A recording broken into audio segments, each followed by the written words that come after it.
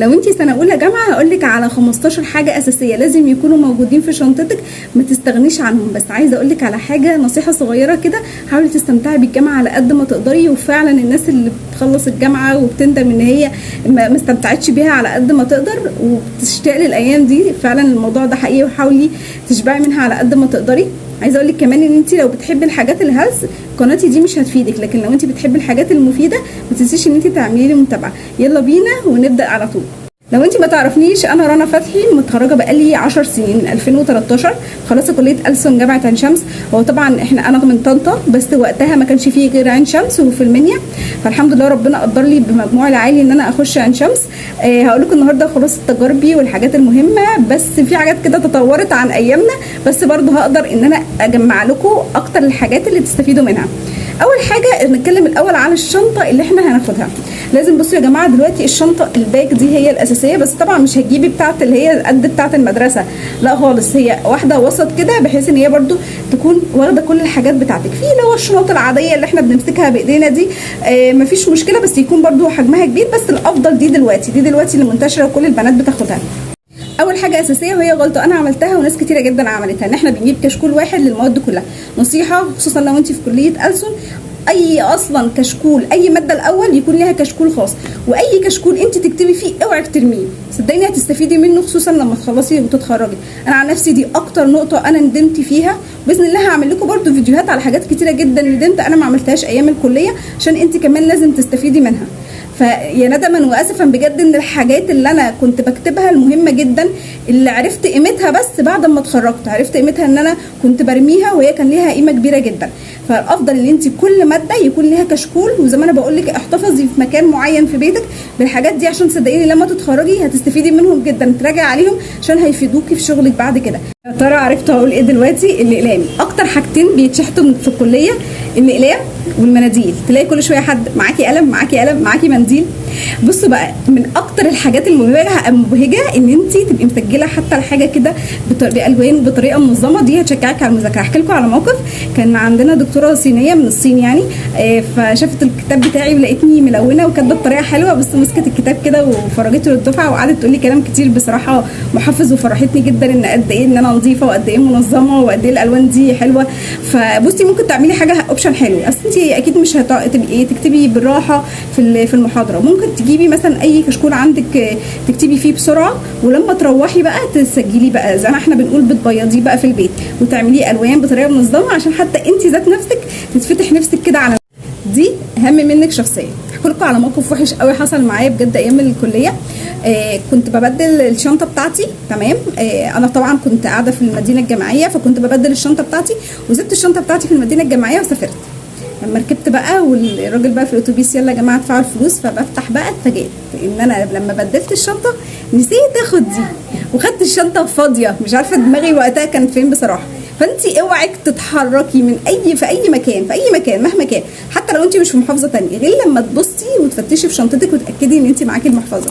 طبعا اكيد معاكي الكورنيل بتاع الكليه، ومعاكي مثلا لو انت بتسافري في يعني مثلا التذكره، او مش فاكره اسمها كان ايه، كنا بندفع اشتراك قطر، الاشتراك بتاع القطر كان بيبقى معايا. انا ستر ربنا يومها، ربنا بجد وقف لي ولاد الحلال يومها. انا لحد الان بدعي لهم دعاء فظيع بجد، ان انا كل ما افتكر، لان هم لما لقوني فتحت الشنطه وللاسف لقيتها فاضيه، بدعي لهم من كل قلبي حرفيا، ما تتخيلوش يوميا، بسبب ان هم وقفوا معايا في الموقف زي ده.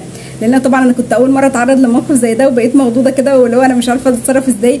والراجل بقى بتاع الاتوبيس قاعد يقول لي في فاضل نفر ما دفعش، اللي مش هيدفع انا هوقف الاتوبيس وانزله. فازاي يعني انا هنزل همشي في القاهره ده كله؟ يعني كنت من عين شمس لحد رمسيس، كنت امشي ده كله ازاي؟ فالحمد لله يعني بجد ان الواحد يعمل خير.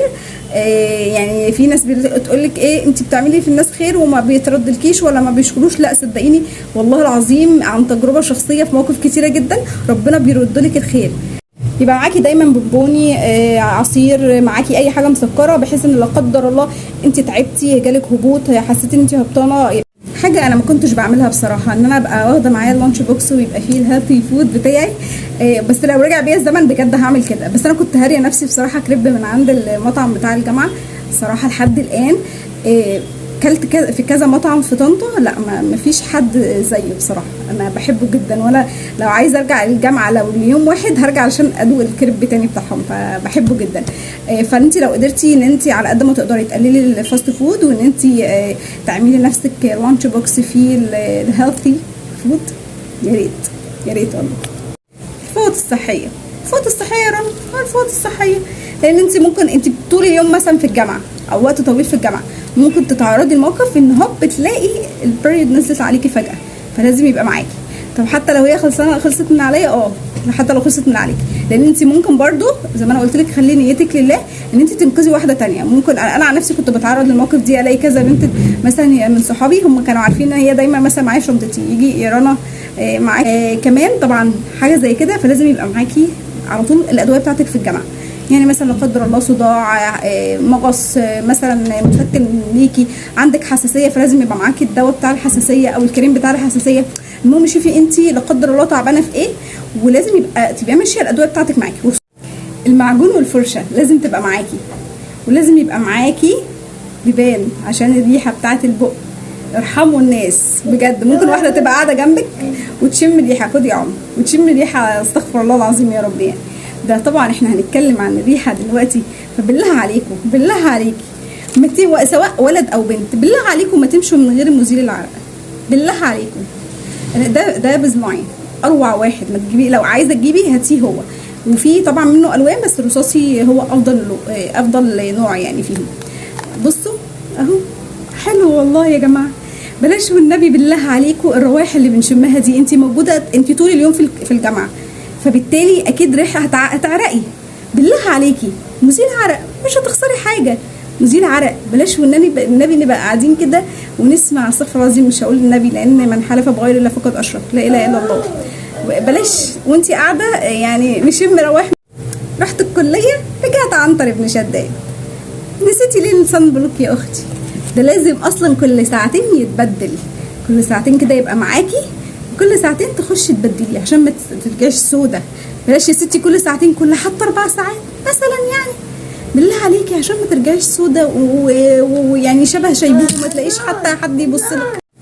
طرحه وقعت، طب هعدلها ازاي؟ هشوف ازاي؟ نسيت المرايه.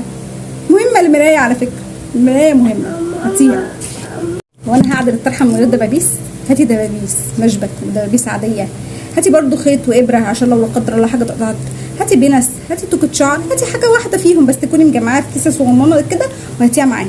صدقيني هتقولي مش هحتاجهم بس هتلاقي نفسك محتاجاهم. النضاره، الصن بلوك لوحده مش بيمنع الشمس، الصن بلوك بيبقى معاه عايز كمان كاب وعايز نضاره علشان تحمي نفسك من اشعه الشمس، مش هو اللي بيحمي بنسبه 100%. انا عارفه ان ممكن المعلومات دي ما سمعتوهاش اصلا من حد قبل كده، وممكن سمعتوها بس بنسبه قليله، بس لازم تعرفي ان النضاره مهمه جدا.